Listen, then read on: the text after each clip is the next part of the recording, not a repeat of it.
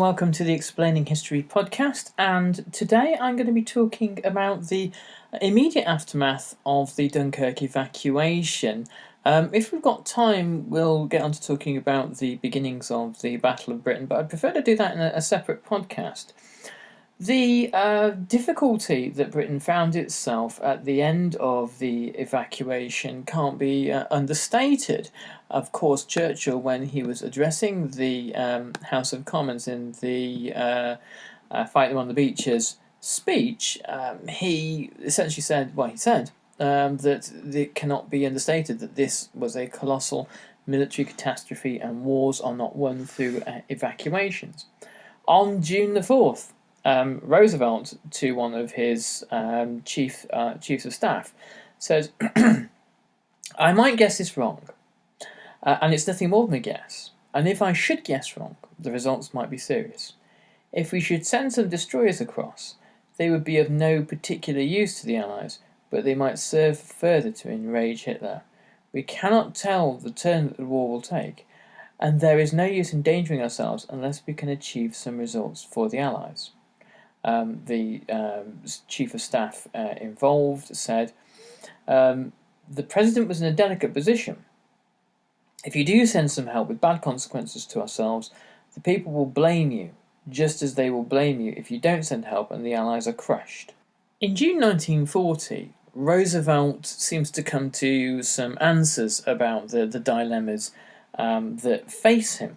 The question of whether the Allies, the British and hopefully the French, if they survive, should have American aircraft, the many thousands of new aircraft pouring across production lines. The answer to that was yes. Should the US Army transfer its own equipment to Britain to make good the losses at Dunkirk?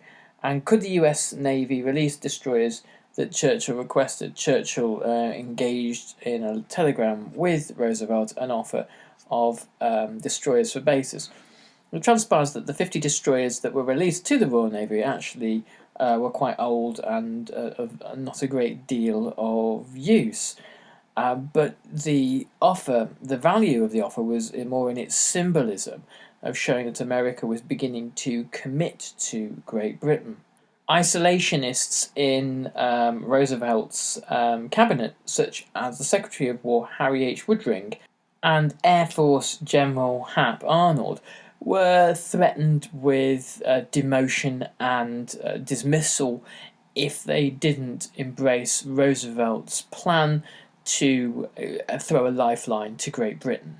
And within weeks, dissenting voices had been purged from the cabinet, and Roosevelt, a more decisive figure than he had been in the previous 5 years, where throughout the term of the Second New Deal he'd faced all sorts of setbacks and problems, but is now able to fully engage with the war and really starts to transition to being a war president here, even though hostilities for the United States had not yet begun. And yet, as tens of thousands of rifles, machine guns, over 100 million rounds of ammunition, artillery pieces, and other essential bits of equipment started to be loaded onto British ships, American officers who were overseeing the process were aghast, knowing that the United States of America's army had not yet fully mobilized or grown in sufficient size to fight a conflict with Germany, and the sight of valuable munitions leaving American shores left some American soldiers feeling decidedly uncomfortable.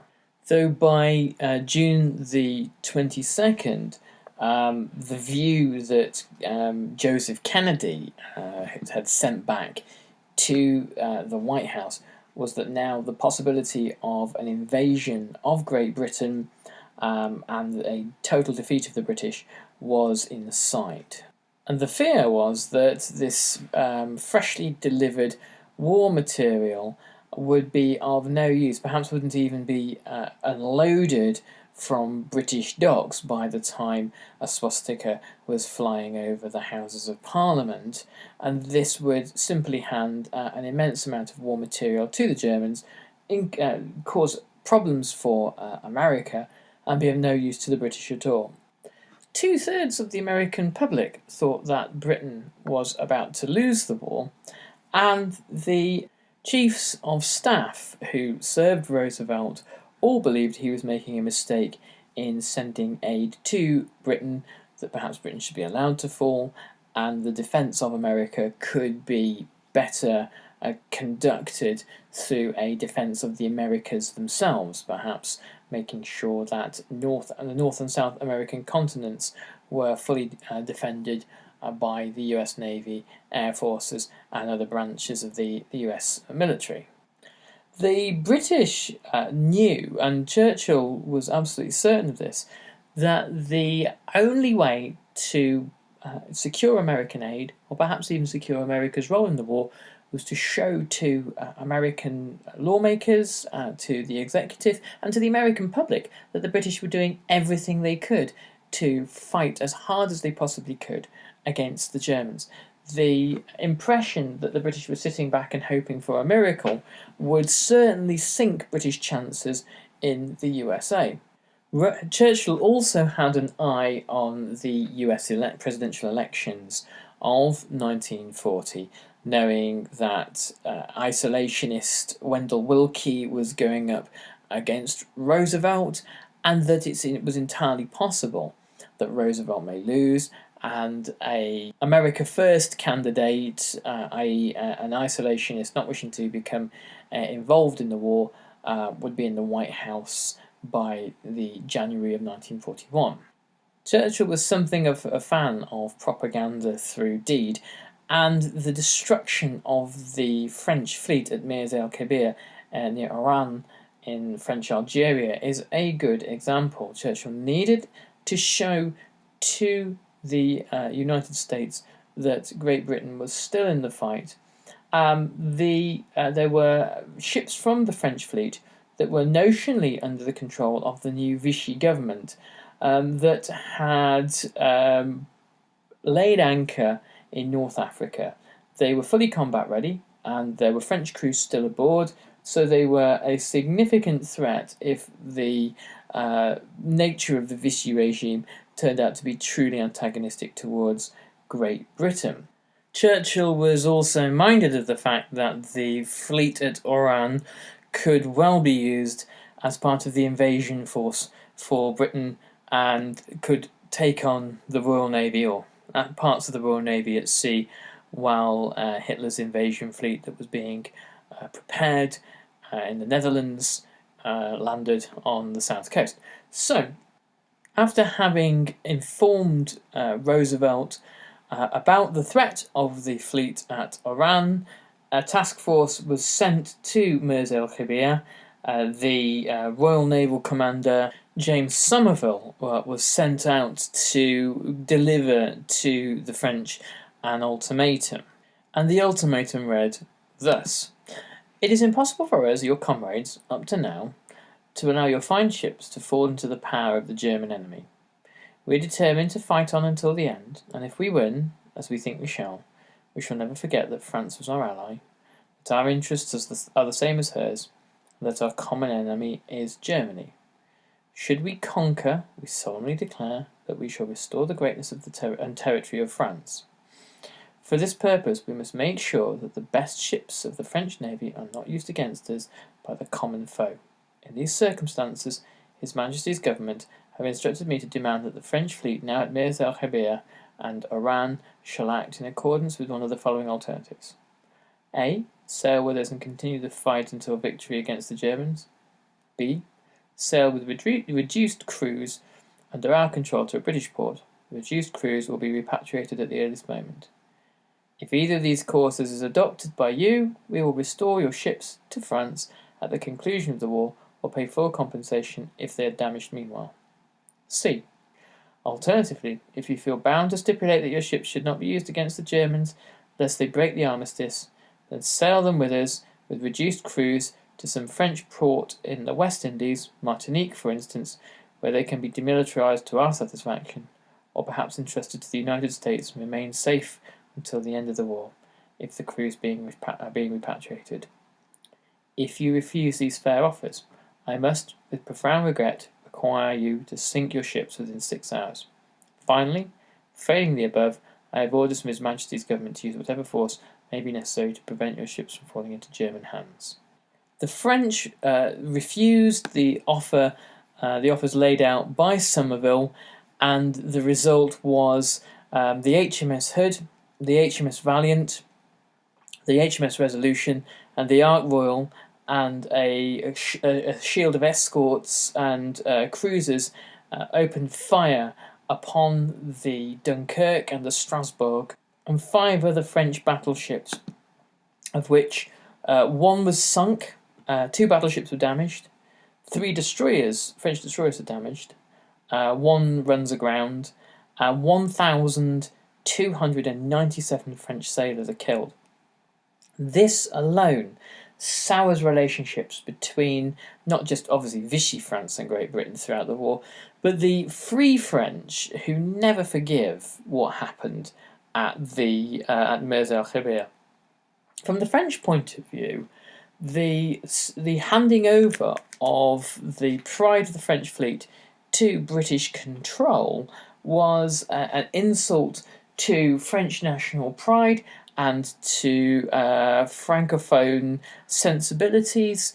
The French had already endured a terrific humiliation at the hands of the Germans, and French naval officers were damned if they were going to endure a second humiliation at the hands of Great Britain. Somerville and a great many British sailors were disgusted and ashamed at what had happened, and felt horrified about the way they had treated up until that point an Allied navy. However, Churchill was able to present to Roosevelt clear and unambiguous evidence about Britain's resolve and Britain's willingness to do what it took to win the war. On the 18th of June 1940, Churchill spoke to the House of Commons again. He said, "What General Weygand called the Battle of France is over. I expect that the Battle of Britain is about to begin. Upon this battle depends the survival of Christian civilization. Upon it depends our own British life, and the long continuity of our institutions and our empire. The whole might and fury of the enemy must very soon be turned on us. Hitler knows that he will have to break us in this island or lose the war. If we can stand up to him, Europe may be free, and the life of the world move forward into broad, sunlit uplands. But if we fail, then the whole world, including the United States, will sink into the abyss of a new dark age, made more sinister and perhaps more protracted by the lights of perverted science. Let us therefore brace ourselves to our duties, and so bear ourselves that if the British Empire and Commonwealth last for 1,000 years, men will still say this was their finest hour." That speech there's often a lot of confusion that surrounds it. It's assumed finest hour is normally on the front of a history book with a Spitfire or a Spitfire crew, and it's assumed that it was a reference to the actual RAF who had, been fighting the Battle of Britain up until that point. And whilst hostilities were beginning over the Channel, the Battle of Britain's really to kind of play out at this point. And Churchill wasn't really specifically talking about the RAF in this moment, but he was talking about British civilization and about the nation itself and its ability to have resolve and to fight on. Max Hastings, in his book All Hell Let Loose, makes an interesting point about the folly of what follows next from Hitler's perspective, that the success of the Nazi invasion across Europe, which had taken Hitler by surprise, led to a kind of a complacency, particularly with Hitler, a belief that no matter what, the British were about to crumble. The attack that would follow, the Battle of Britain, wasn't sufficiently well thought through by the Luftwaffe and by Hitler. It wasn't sufficiently well resourced. The Luftwaffe were not designed. The Luftwaffe was not designed really for this kind of air campaign. It was more kind of a battlefield tool, as a system for city bombing, and the invasion fleet that was being prepared was a real kind of ad hoc, improvised sort of thing. It was the most of the ships, most of the landing ships were barges that probably wouldn't have fared very well on the choppy North Sea, particularly not if the Royal Navy had turned up.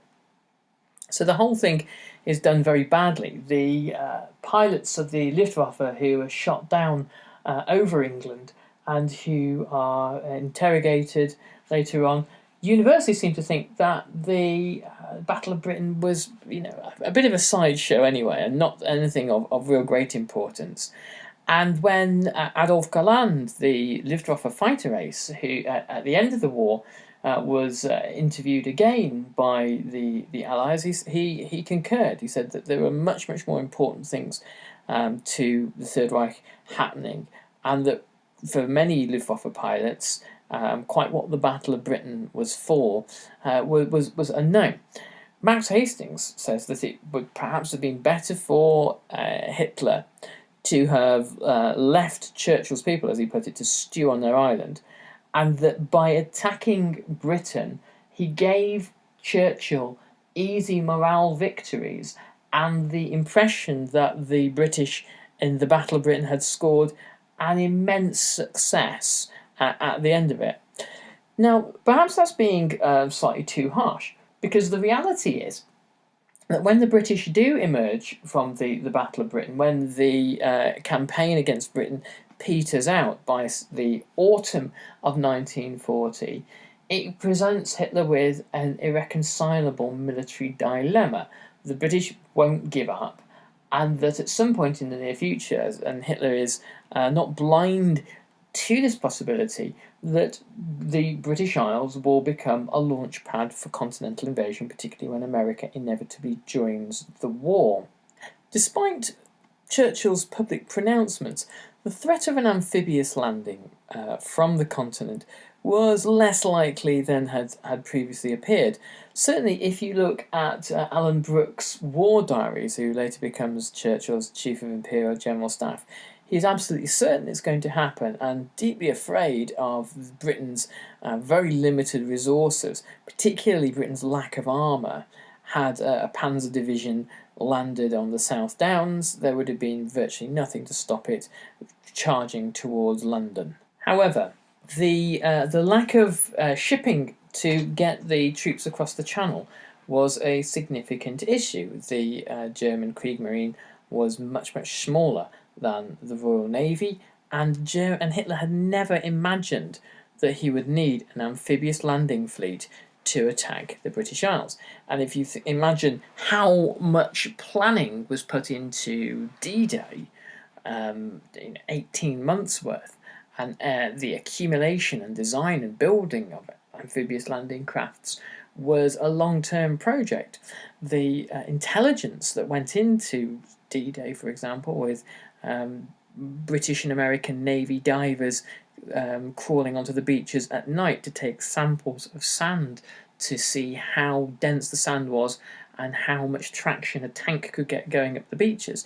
These were the kinds of things that made D-Day possible. And the fact that Hitler had done none of this, and that the threat to invade the British Isles was really an ad hoc and off the cuff, spur of the moment concept, really suggests that it was unlikely to have succeeded. Also, the occupation of Great Britain did not fulfill any of Hitler's ideological goals. Hitler did not see that there was any value in creating some kind of Lebensraum in Britain, and the British really are nothing if not just a complete and utter nuisance as far as Hitler is concerned. All he would have been seeking to do would be to install a puppet government and pacify the British, keep them out of his plans, and perhaps even with a fascist regime active in Britain, have them join in.